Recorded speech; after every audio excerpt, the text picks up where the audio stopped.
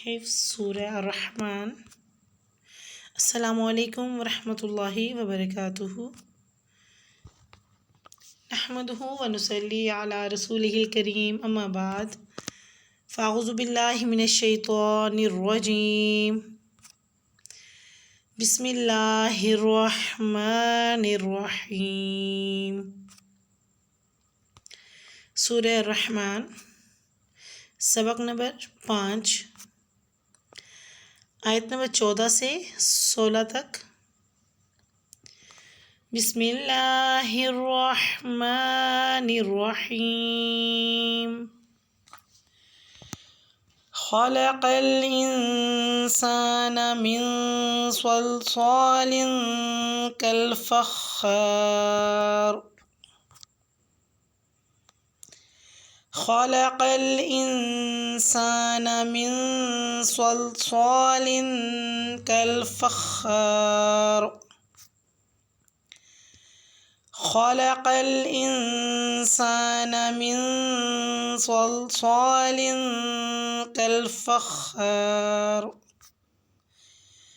وخلق الجان من مارج من نار، وخلق الجان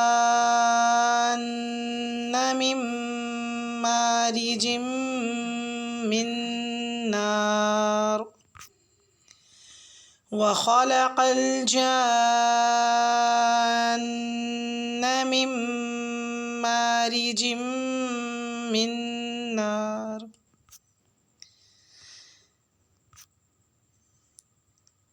فبأي آلاء ربكما تكذبان؟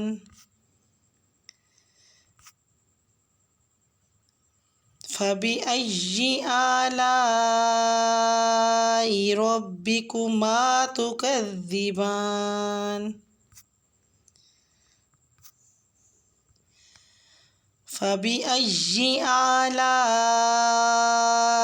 ربكما تكذبان؟ آیات کی وضاحت۔ آیت نمبر 14 میں لفظ خلق الانسان میں خا کو اور قاف کو پر پڑھیں اور نون ساکن پر غنہ کریں، اور صلصال میں صاد کا مخرج صحیح ادا کریں۔ آیت نمبر 15 میں لفظ خلق الجان میں خا کو پر اور جان میں حمزہ زبر کو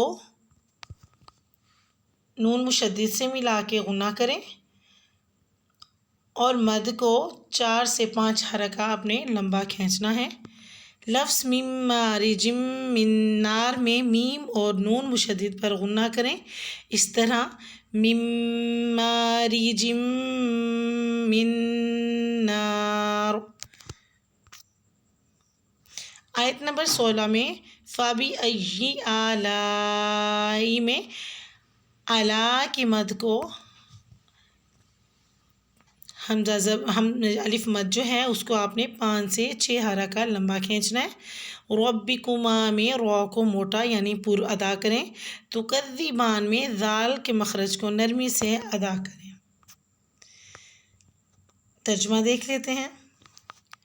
آیت نمبر 14، خلق اللہ نے پیدا کیا، یعنی پیدا کیا اللہ نے، الانسان انسان کو، من صلصال بجنے والی مٹی سے، کالفخار ٹھیکری کی طرح، واو اور خلق اس نے پیدا کیا، الجان جنوں کو، من مارج شعلے سے، من نار آگ کے۔